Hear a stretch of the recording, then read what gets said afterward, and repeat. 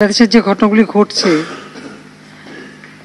আসলে এটা তো রাজনীতি কিছু না, এটা সম্পূর্ণ জঙ্গিবাদী কাজ, একেবারে জঙ্গিবাদী কাজ।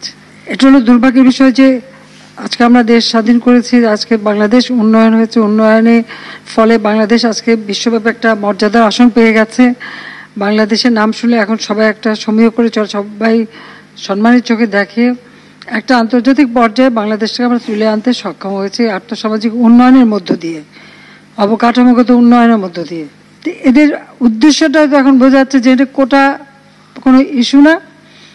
একে একে যে কটা প্রতিষ্ঠান বাংলাদেশের জনগণের সেবা দেয়, যে কটা প্রতিষ্ঠান বাংলাদেশের মানুষের জীবন মান উন্নত করে, সেটাই ধ্বংস করা, অর্থাৎ বাংলাদেশটাকে যেন ধ্বংস করে ফেলা, এটাই তাদের। এবার আর এখানে যারা ওই শিবির, ছাত্রদল, বিএনপি, জামাত এরাই কিন্তু, এবং জঙ্গিরা এরাই কিন্তু আজকে আমাদের উপর থাবা দিয়েছে।